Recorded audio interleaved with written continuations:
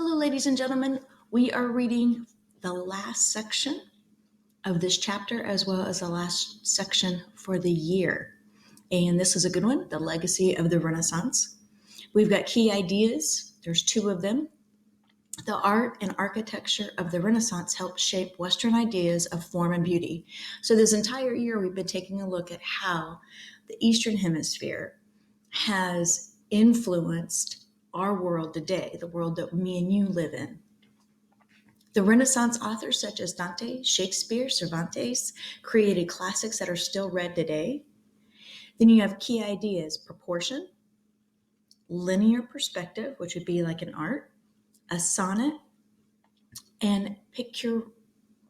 You look at the reading, you got to look at the left-hand side at this long picture here. It says this Renaissance painting uses realistic perspective to depict a walkway with classical columns.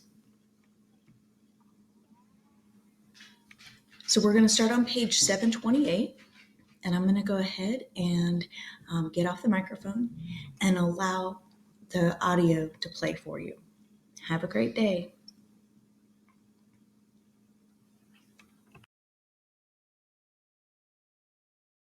The legacy of the Renaissance. During the Renaissance, Europeans began to think differently about themselves and the world. Their belief that people were capable of great things unleashed innovations in art, literature, science, mathematics, and exploration, ideas that remain today. Renaissance architecture. Renaissance architect Leon Alberti called architecture a social art, meaning that it should blend beauty and usefulness for the improvement of society. Renaissance architects sought to adapt classical ideas to new needs. And ancient legacy.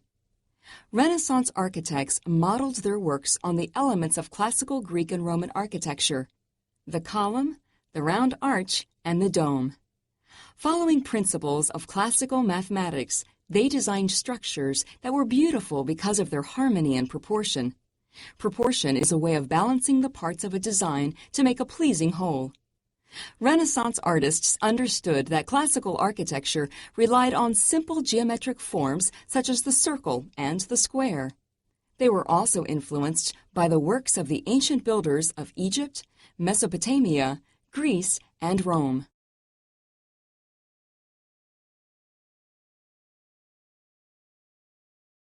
Renaissance architects like Filippo Brunelleschi studied the proportions of ancient buildings.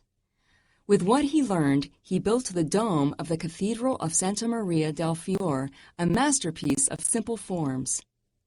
Brunelleschi is also credited with discovering the rules of linear perspective, a mathematical system for representing three-dimensional space on a flat surface.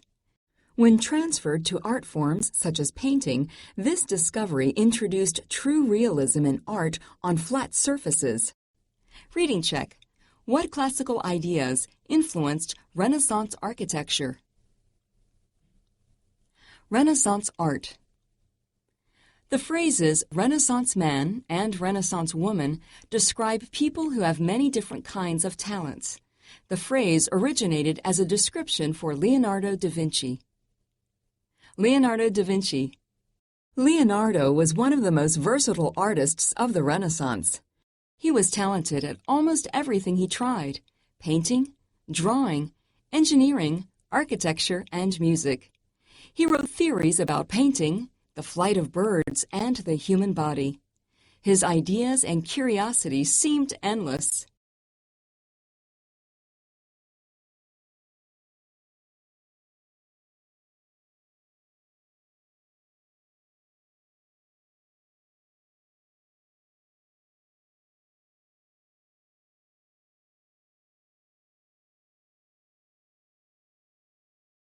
Leonardo's best-known painting is the famous Mona Lisa. The woman in the portrait has a smile that has intrigued art lovers for centuries.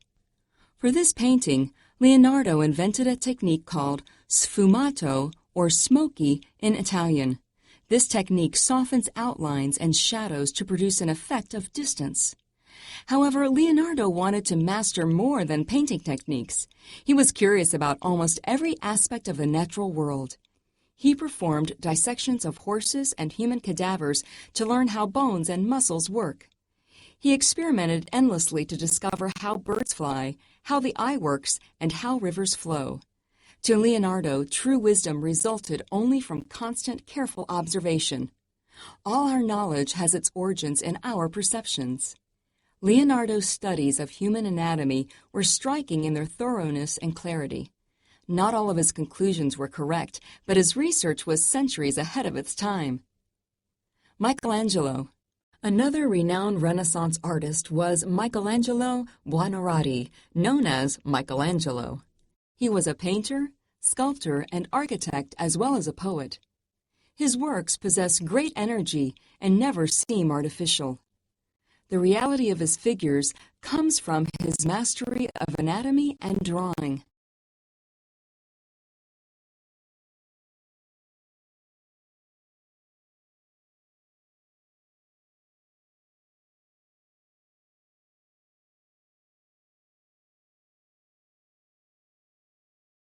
In the early 1500s, Pope Julius II, a patron of the arts, asked Michelangelo to paint the huge ceiling of the Sistine Chapel in the Vatican. His series of frescoes shows the biblical history of the world. It took 4.5 years to complete and left Michelangelo partially crippled. On the rear wall of the chapel, Michelangelo painted The Last Judgment. This monumental work includes the artist's self-portrait in which, true to his nickname, the melancholy genius, Michelangelo looks sad and resigned. Today, millions of people travel to Italy each year to marvel at Michelangelo's works. Renaissance women. Another part of the Renaissance legacy was the increasing number of women visible in politics and the arts. Queens such as Elizabeth I of England and Catherine de Médicis of France ruled with tolerance and courage. The poet Laura Battiferri wrote verse in Italian. Painters like Artemisia Gentileschi and Sofonisba Anguissola introduced influential styles. Diana Mantuana, the first female Italian printmaker to sign her work, made engravings in order to support her architect husband. Reading check. Which of the 5 senses did Leonardo think most important?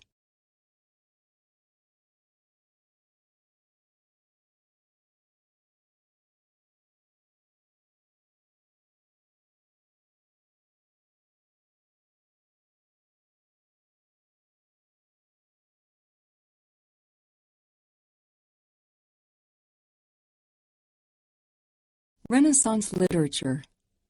Writers such as Dante, Petrarch, William Shakespeare, and Miguel de Cervantes continue to influence literature around the world.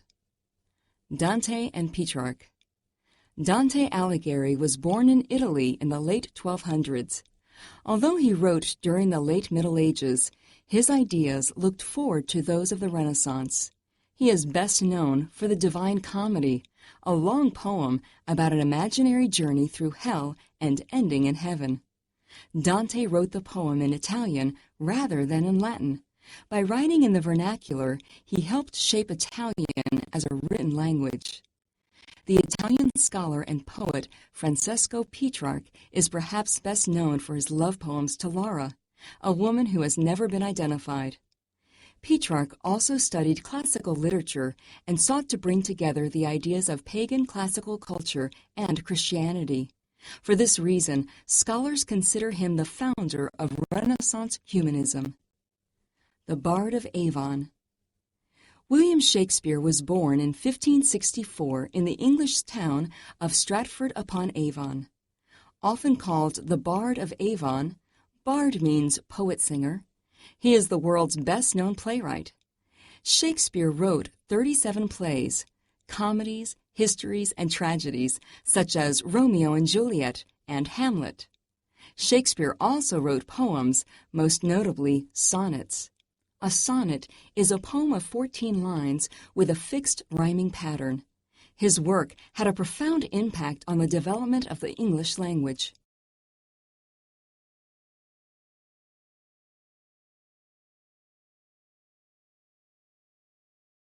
Shakespeare is even more well known for his examination of the many shades of human character.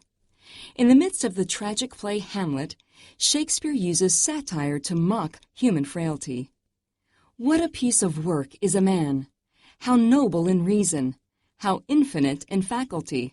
In form and moving, how express and admirable! In action, how like an angel! In apprehension, how like a god! The beauty of the world, the paragon, model of excellence, of animals. Hamlet, Act 2, Scene 2. Cervantes and his Knight. Spanish author Miguel de Cervantes lived around the same time as Shakespeare. His 1605 novel, Don Quixote, follows the journey of a bumbling landowner, a don or Spanish nobleman, who believes it is his duty to become a knight and right every wrong. Cervantes' novel is difficult to categorize. It combines the chivalric tale of honor with satire criticizing Spain's empire building. The novel's style is known as picaresque.